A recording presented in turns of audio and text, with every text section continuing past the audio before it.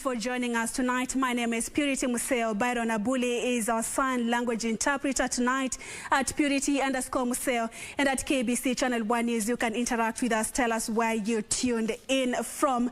And Kenya is on course to administer the fourth dose of the malaria vaccine to approximately 200,000 children as it seeks to reduce the prevalence of the disease in Kenya. The country also remains optimistic and cautious about the Oxford Malaria Vaccine, which is in trial stage, said to be 77% effective. And as the country joined the world in Marking Malaria Day, the government plans to roll out an 8.5 billion mosquito net distribution exercise to malaria endemic countries or counties.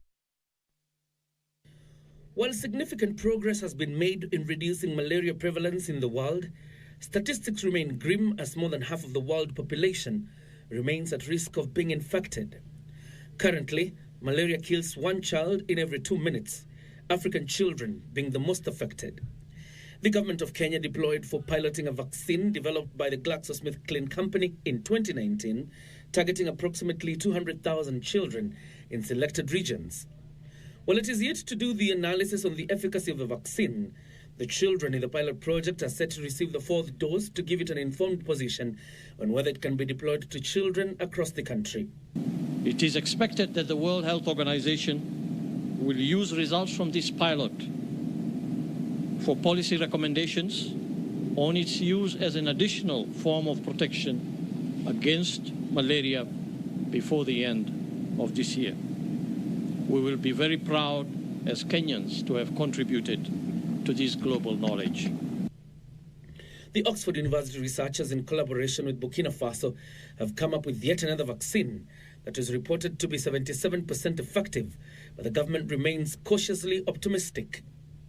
This is good result. It's a good news that we have, but it is still not at the point where we are thinking of deploying. They are going to the phase 3 trial of this vaccine in a large group of children in different disease epidemiological areas, and after that we'll know whether this 77% efficacy is retained. If that remains like that, it would be a very good thing that we might be getting our second malaria vaccine. According to the Ministry of Health, significant efforts towards reducing malaria infections have been made, with Kenya now recording 2.4% drop in malaria prevalence since 2015.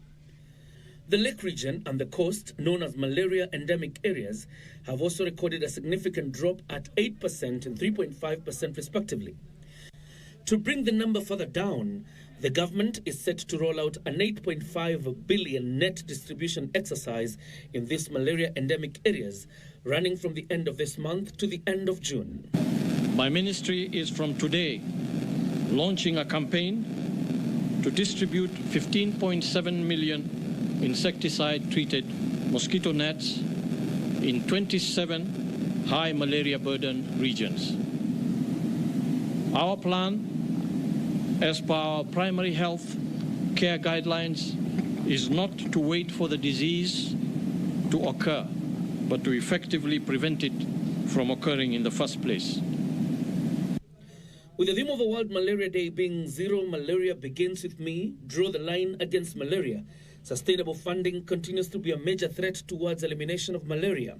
Kenya has a 24 billion shillings deficit, which the government hopes to partner with the private sector to bring the infections to zero by 2030. For the first time, we have the malaria elimination agenda.